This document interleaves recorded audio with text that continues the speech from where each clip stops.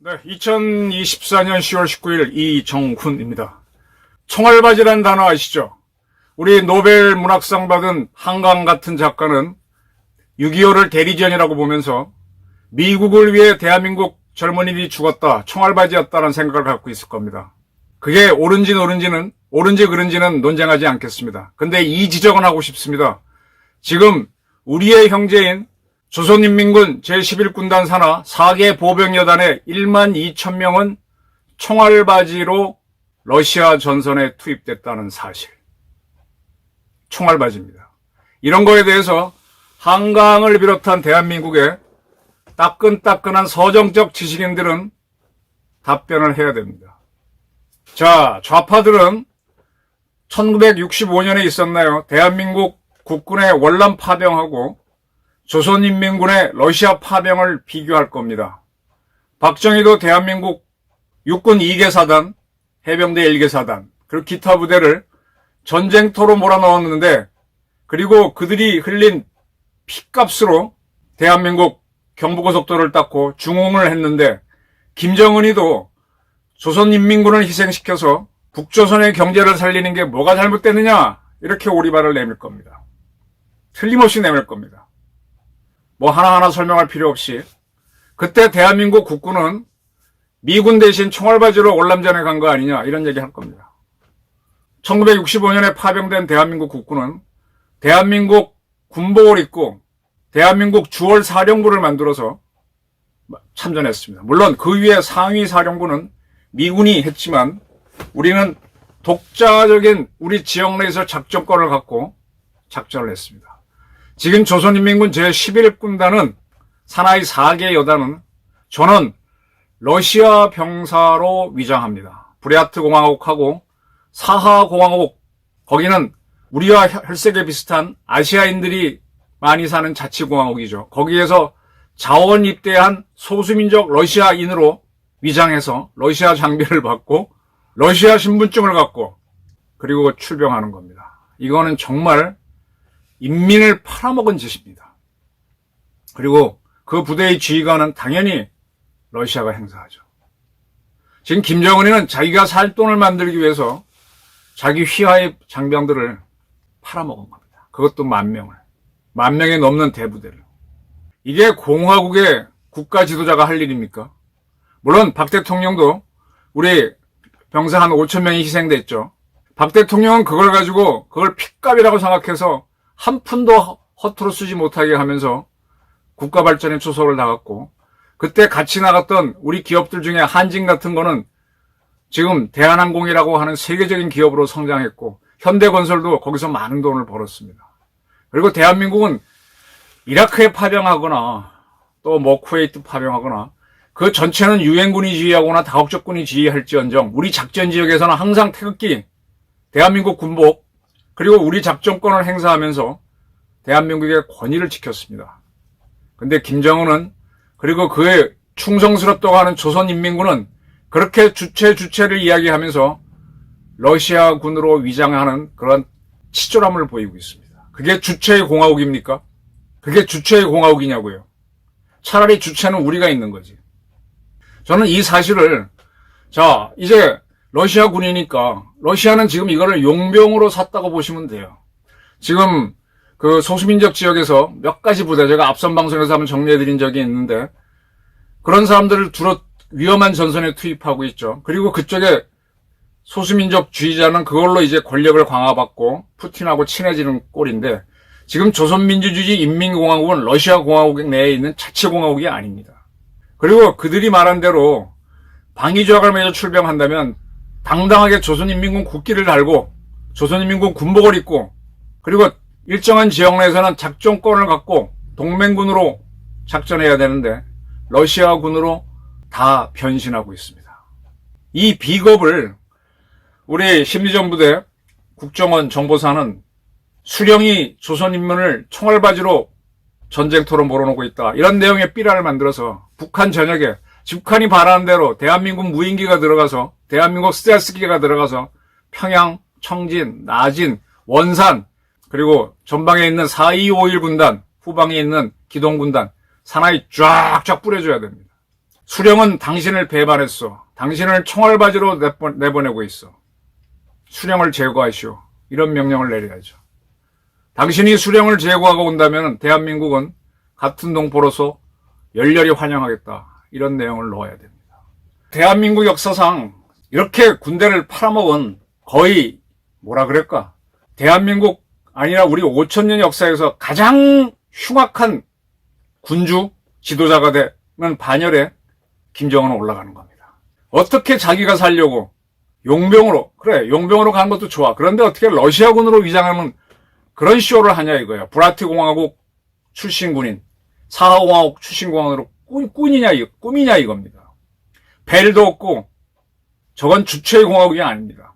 이제 좌파들은 또 뭐라고 또 저걸 김정은을 위한 노래를 부를 거고 또 거기에 이재명과 민주당 세력은 편승할까 말까 이걸로 밀어붙여야 되는데 고민을 할 겁니다. 그 고민을 하기 전에 자, 주체의 공화국은 주체를 버렸다. 인민의 수령은 인민을 총알바지로 내보냈다. 그리고 똑같은 질문을 노벨 문학상 수상자인 한강 씨에게 대한민국 기자들은 물어야 됩니다. 당신은 6.25 전쟁에 우리가 대리전에 참전했다라는 시각을 갖고 있는데 지금 북한 군인들이 러시아 군 자원 입대한 사람으로 위장해서 가는 건 어떻게 생각하느냐. 이 비슷한 사례가 6.25 전쟁 때 팽덕회가 이끄는 인민지원군이 있었어요. 스탈린의 지시로 중국군이 참전을 하게 되는데 중국군이 그냥 들어오면 침략이 되니까 주요 부대원들을 전역시킨 다음에 스스로 자원하는 형태로 의용군 형태로 6.25 전쟁에 참전을 시켰죠. 그렇지만 그 조선 의용군은 누가 지휘했는가 하면은 팽덕회라고 하는 중국군 사령관이 지휘했습니다. 조선인민군 최고사령관인 김일성이가 팽덕회의 부대를 지휘하지 않았고 6.25 전쟁 정전 협정문에도 보게 되면 팽덕회가 따로 사인하고 김일성이 따로 사인합니다. 지금 팽덕회만도 못한 짓을 모택동반도 못한 짓을 김정은이가 하고 있는 겁니다. 자기의 인민을 팔아먹었습니다. 돈을 위해. 자기가 살기 위해.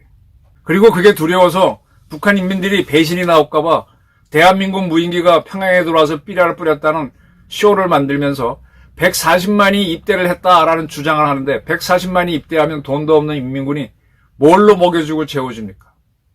그리고 두려워서 동해선과 경의선 도로를 폭파했습니다. 우리가 밀고 올라갈까봐. 이제 밀고 올라가 줘야죠. 이제 정말로 북한 인민들을 김정은으로부터 해방시켜야 줘야 할 시점이 다가오는 것 같아요.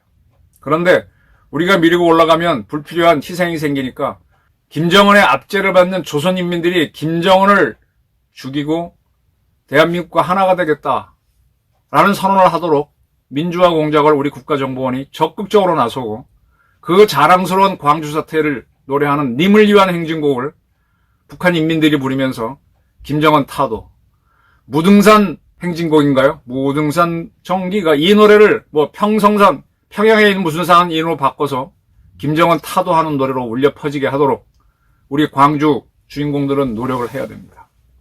전두환 씨가 5.18을 탄압했다는 말도 안 되는 조작을 만들어서 떠들고 있었습니다.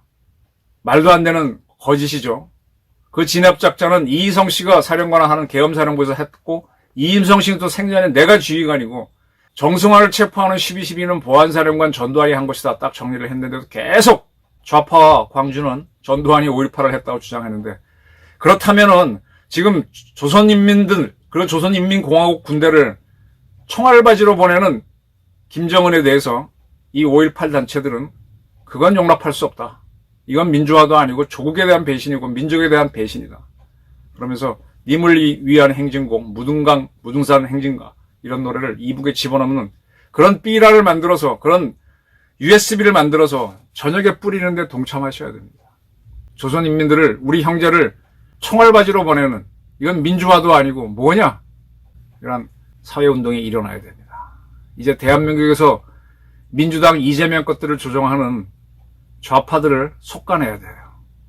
그 시작은 김정은이 우리를 배신하고 우리의 형제를 총알바지로 내보냈다라는 사실. 그것도 작전권도 포기하면서 러시아의 용병으로 팔아먹었다. 패전한 것도 아닌데 동맹국가라면 당연히 자기네 국기를 달고 가야 되는데, 그죠? 과거 우리가 조선이 임진왜란 때 명나라가 참전했습니다. 그때 기록을 보게 되면 그 유명한 서해 유성령 대감조차도 이 여성이 왔을 때 천군이라고 그럽니다. 천군. 하늘나라의 군대가 오셨다고. 그만큼 명나라 군대가 우위에 있었고 아주 호령을 하면서 우리를 부렸습니다. 그렇게 임진왜란이 끝나고 난 다음에 청나라가 일어났을 때 우리는 명나라의 요구로 파병을 합니다. 그때 강홍립이 5만의 부대를 이끌고 참전을 하죠. 그 강홍립이 부대가 명나라의 지휘를 받았지만은 명나라 군대 행세는 사실은 없습니다. 그리고 더 올라가 보면은 고구려하고 당나라하고 싸울 때 삼국사기를 보게 되면 당나라가 여러 나라 군대를 동원합니다. 백제군이 주로 많이 왔죠. 그때 백제에서는 뭐 갑옷을 들고 어쩌고 갔다 기록이 되어 있는데 이 백제군조차도 당나라군 행세를 한 사실이 없습니다. 백제군이었습니다. 그렇게 민족 자존심이 다른 나라에 연합을 해서 연합군의 지휘를 받더라도 우리의 주체성은 삼국시대부터 유지해왔고 그 병약한 조선조차도 강홍림은 조선의 독자성을 주장했는데 김정은은 조선인민군을 러시아군으로 위장시켜서 보냅니다. 이거는요, 그의 할아버지 김일성이가 그때는 내가 좀 이해가 돼. 왜냐하면 그때는 그 친구는 젊은 친구였어요. 그 지휘관은 주보중이라고 하는 중국인이었습니다. 동북항일연군이라고 하는 공산 빨치산 부대의 중대장급 지휘관으로 있을 때 여단장급 부대장이었던 주보중의 결정으로 이 부대가 일본하고 싸우지 않는 일소 중립조약에 따라 싸우지 않는 소련으로 넘어갑니다. 그러니까 소련군이 이 부대를 받아서 88 독립여단, 뭐 일격에서는 독립저격여단이라고 하는데 하고 전원 소련군으로 바꿔버리죠. 그때 김일성이는 주보중 부대에서 여단장 밑에 대대장, 대밑에 중대장으로 있으니까 그러니까 그거는 지가 뭐 따라간 거니까 소련군 되는 거는 그럴 수 있다라고 인정합니다. 그러한 부대가 일본이 항복하고 난 다음에 소련이 북한을 군정하게 될 때 누구를 내세울까 여러 사람 검토하다가 가장 젊은 놈 김일성을 소호자로 진급시켜서 북한에 보내서 수상이 되게 하면서 지금 북한을 만들게 되는 거죠. 그거는 그때의 김일성이가 한 것과 같은 행동을 하는 게 지금 손자의 김정은입니다. 그러나 그때 김일성이는 88여단의 동북항일연군의 지휘관, 핵심 지휘관이 아니었기 때문에 소련군 행세를 한 거를 그래도 이해는 할 수 있다 하지만 지금 김정은은 조선인민군 최고사령관입니다. 근데 그가 어떻게 조선인민군을 저렇게 러시아군에게 팔아먹습니까? 민족 반역자입니다. 국가 반역자입니다. 이러한 사실을 북한 주민들 그리고 러시아 전선에 파견돼서 당신은 총알바지로 여기에 왔소 라는 걸 알리는 심리전 요소로 활용해야 됩니다. 총알바지가 될 것이냐 대한민국으로 올 것이냐 이런 내용의 전단을 브랴트 대대, 사하 대대의 일원으로 온 인민군한테 뿌려서 고민하게 만들고 넘어오게 해야죠. 북한 주민들한테도 당신의 아들을 김정은이는 러시아에 팔아먹었습니다. 당신의 수령은 당신의 인민을 팔아먹었습니다. 이런 삐라를 저녁에 뿌리는 진짜 심리전을 하기를 앙망하는 바입니다. 좌파들이 김정은을 박정희에 비교하기 전에 박정희는 정말 위대한 지도자였습니다.